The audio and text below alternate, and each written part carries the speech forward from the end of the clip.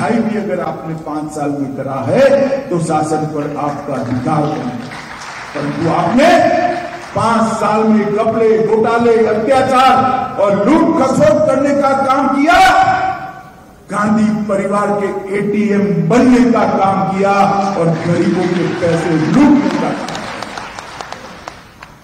भाई और बहनों, ये 10 साल के अंदर लगभग 38 लाख लाभार्थियों, 38 लाख लाभार्थी किसान सम्मान निधि के 7,000 करोड़ रुपया नरेंद्र मोदी जी ने सीधा बैंक अकाउंट में भेजने का काम किया है। और ये लाभार्थी बहुत कम है।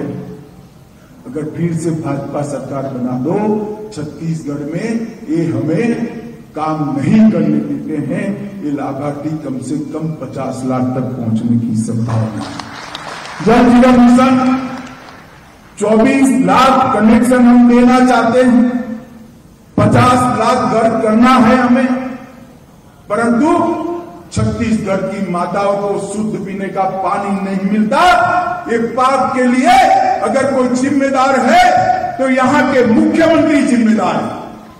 मित्रों, भारतीय जनता पार्टी की नरेंद्र मोदी सरकार ने एक योजना बनाई, हर घर जल नल की योजना, शुद्ध पीने का पानी, ऊंचे से ऊंची टेकरी पर बना हुआ घर हो या दुर्गम वन में घर हो, उसके घर में पानी पहुंचाने की योजना है।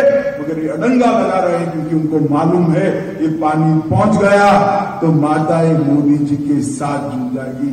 बघेल जी, मुगालते में ऐसा सोचकर पानी नहीं पहुंचा रहे हो ना, पानी न पहुंचने दिया, इसलिए आपको इस बार छत्तीसगढ़ की माताएं दंड देने वाली है। दंड। मैं यहां छत्तीसगढ़ की जनता को वादा करने आया हूं, एक बार भारतीय जनता पार्टी की सरकार बना दीजिए, केवल 2 साल के अंदर छत्तीसगढ़ के हर घर में शुद्ध पीने का पानी नल से भारतीय जनता पार्टी 2 करोड़ लाभार्थियों को आयुष्मान भारत कार्ड का फायदा पहुंचाया, 5 लाख तक की सारी सुविधाएं, आज फ्री ऑफ कॉस्ट स्वास्थ्य की सुविधाएं इनको मिल रही है। इसमें 37 लाख छत्तीसगढ़िया लोगों ने अपने ऑपरेशन मुफ्त में कराए हैं और अपने जीवन को आगे बढ़ाने का काम। 38 लाख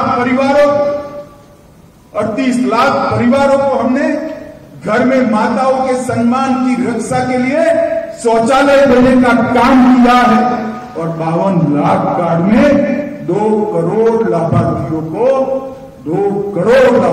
को प्रति माह प्रति व्यक्ति फ्री ऑफ कॉस्ट दान देने का काम भारतीय जनता पार्टी की सरकार कर रही है। 5 लाख उज्ज्वला योजना के हमने कनेक्शन दिए, लगभग 13,000 करोड़ रुपए से 11 लाख शहरी और गांव में गरीबों के घर बनाए हैं और भारतीय प्रौद्योगिकी संस्थान IIT भिलाई की भी शुरुआत की। मैं आज छत्तीसगढ़ की जनता को कहने आया हूं, माताओं, भाइयों, बहनों, सरकार बनती है जनता की भलाई के लिए, सरकार बनती है राज्य की सुरक्षा के लिए, सरकार बनती है गरीबों को आर्थिक रूप से आगे बढ़ाने के लिए, सरकार बनती है गरीबों की सुविधा बढ़ाने के लिए। इन्होंने क्या किया?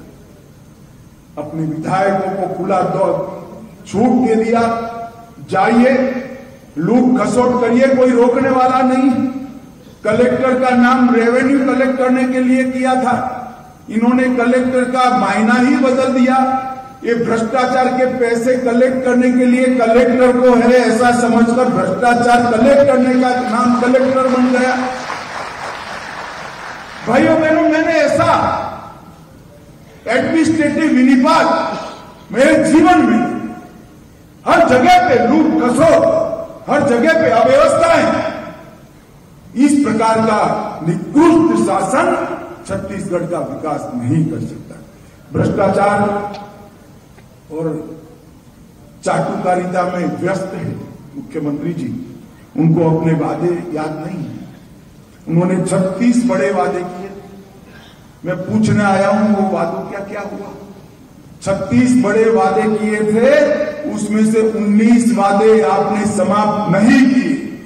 छत्तीसगढ़ की जनता आज आपको, मुख्यमंत्री जी आपसे हिसाब पूछ रही है, और छोटे वादे 36 हेड के अंदर 316 वादे आपने पूरे नहीं किए हैं।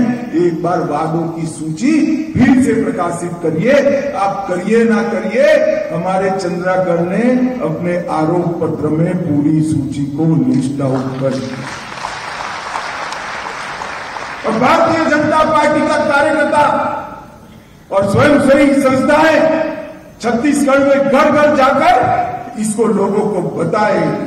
इन्होंने किया था हम कर्ज माफ करेंगे, पूरा कर्ज माफ नहीं किया। सिंचाई की क्षमता 2 गुनी करेंगे, पंजीकरण तो किया मगर केंद्र सरकार की योजनाओं को लागू नहीं किया। घोटाला का भरमार किया। तेंदुपत्ता संग्राहकों के लिए रमन सिंह जी ने चरण पादुका और साड़ी वितरण की योजनाएं चालू की थी, उसको रोक लिया। तेंदुपत्ता का बोनस 4 साल में बंद कर दिया और इसके कारण 27 से 21 के बीच कुल मानक बोरा संग्रहण में 4 लाख की गिरावट आई। मैं पूछना चाहता हूं मुख्यमंत्री जी, ये तेंदुपत्ता कौन ढूंढता है, कौन इकट्ठा करता है? छत्तीसगढ़ का गरीब से गरीब आदमी जंगलों में जाकर नंगे पांव तेंदुपत्ता बीनता है, उसको चरण पादुका देने का काम हमारी सरकार ने किया था। भला आपका क्या बिगाड़ा था इन लोगों ने जो आपने उसको बंद कर दिया? क्यों बंद किया? इसका जवाब तो दीजिए। 16 लाख पीएम आवास के गरीब आवास रोककर आप बैठे हो। धर्मांतरण विरोधी विधेयक जैसी मांगों को आपने रोक कर रखा है और खुलेआम धर्मांतरण हो रहा है दलितों में, आदिवासियों में। और आपने वादा किया था कि हम आदिवासी संस्कृति की रक्षा करेंगे, छत्तीसगढ़ की संस्कृति की रक्षा करेंगे। वोट बैंक की लालच में अब धर्मांतरण नहीं रोके। पूर्ण शराबबंदी का वादा किया था, क्या किया आपने? आपने कमीशन खोरी कर 2161 करोड़ रुपए का घोटाला किया। अभी जोर जोर से चंद्राकर बता रहे थे, रमन सिंह जी बता रहे थे 2161 करोड़ का घोटाला। कभी घोटाला भाइयों बहनों पूरा पकड़ा नहीं जाता है, चोर पकड़ा जाता है ना तो पूरी चीजें रिकवर नहीं होती है। 2100 करोड़ रुपया जो टीप है टीप, हजारों करोड़ रुपया शराब बेचकर वो भूपेश बघेल सरकार खाती और पूर्ण शराबबंदी का आपने वादा किया था। मैं आज पूछने आया हूं मुख्यमंत्री जी, क्या किया पूर्ण शराबबंदी के वादे का आपने? हमारे रमन सिंह जी ने 500 वाली आबादी का गांव, 300 वाली आबादी के गांव, 100 वाली आबादी का गांव, 1000 वाली आबादी का क्रमशः शराबबंदी कर रहे थे। आपने उल्टी गंगा बहा दी, शराबी पहुंचा दी हर जगह, क्योंकि उससे आपको राजस्व मिलता था। राजस्व छत्तीसगढ़ की तिजोरी में नहीं जाता था, गांधी परिवार और आपकी तिजोरी में आता था। पीडीएस में प्रति व्यक्ति 5 किलो धान अब चाऊ कर गए। कैद वाले बेचारे 600 करोड़ रुपया पकड़ पाए हैं। ये आंकड़ों को छत्तीसगढ़ की जनता फाइनल न समझे। ये तो जब हम शासन में आएंगे तब भ्रष्टाचार करने वालों को उल्टा लटका कर सीधा करेंगे, तब बाहर आएंगे। तो 5000 करोड़ का घोटाला चावल में किया है। सरकारी नौकरी की नीलामी कर एक कांग्रेसियों ने अपने घर पर हजारों योग्यता वाले युवा आज सरकारी नौकरी की राह देख रहे हैं। ऑनलाइन सट्टे को बढ़ावा देकर 5000 करोड़ रुपया की ठगी आपकी मिश्रा में हुई है और रात की आपकी नींद हराम हो गई है। जो जेल में गए हैं वो नाम न बता दे, इसके लिए आप सो नहीं पाते हो। कोयला कारोबार में 2000 करोड़ का घोटाला किया। 25 रुपया प्रति टन का रेट कश्मीर से कन्याकुमारी तक प्रसिद्ध हो गया है। मैं द्वारिका मंदिर में दर्शन करने गया, वहां पुजारी ने बता दिया कि छत्तीसगढ़ में प्रति टन 25 रुपया लिया जाता है क्या। मैंने बोला आप छत्तीसगढ़ के हो कि नहीं, वहां से जिनको खदान मिली है एक व्यक्ति दर्शन करने आए थे, उन्होंने बताया। द्वारिका के मंदिर तक छत्तीसगढ़ की एक छाती भूपेश जी ने पहुंचा दी। वन विभाग के टेंडरों में 4000 करोड़ का घोटाला किया, गौठान और गोबर को भी नहीं छोड़ा, 1300 करोड़ का घोटाला किया, किसानों को मजबूर किया और गोबर के खाद की जगह मिट्टी पधराकर हजारों करोड़ रुपया घर पे ले गए। आपूर्तिकर्ताओं के साथ मिलकर गुड़ और चना का घोटाला किया। मित्रों, अभी मोदी जी ने कहा कि हमारे विपक्ष के नेता जो पार्लियामेंट में, उन्होंने गुड़ का गोबर कर दिया। मोदी जी को मालूम नहीं है कि गुड़ का गोबर तो यहां पर हुआ है। जो गुड़ गरीबों के लिए आया था, उसका गोबर भ्रष्टाचार का करने का काम ये छत्तीसगढ़ के मुख्यमंत्रियों ने किया। डीएमएफ घोटाला किया। मोदी जी ने योजना बनाई ट्राइबल एरिया के अंदर जो आदिवासी भाई रहते हैं, इनकी सार्वजनिक सुविधाओं के लिए, इसमें भी पैसे खा गए। ट्रांसपोर्ट इंडस्ट्री सबसे बिग इंडस्ट्री बन गई।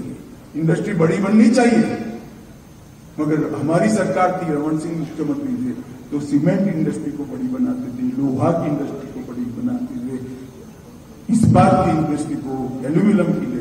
इन्होंने ट्रांसफर इंडस्ट्री तबादले में इंडस्ट्री लगा, पैसा दो और काम। इनके नाम में ही पे है, पे भू पे शिव, तो पे के बगैर कोई काम नहीं करता। भले आदमी ट्रांसफर इंडस्ट्री नहीं लगाते, इससे देश का बदलाव नहीं होता है, राज्य का नहीं होता। शिक्षा के पदों की भर्ती ट्रांसफर पोस्टिंग में 20,000 शिक्षकों से लाखों रुपया वसूला और निजी कंपनी के फायदे के लिए शिक्षकों को जबरन एक किलोल पत्रिका का आजीवन सदस्य बना दिया। साड़ी के लिए आए 1000 करोड़ रुपया घोटाले की भेंट चढ़ गए। कोरोना काल में शेष लगाया, वो भी घोटाले की भेंट चढ़ गया और माफिया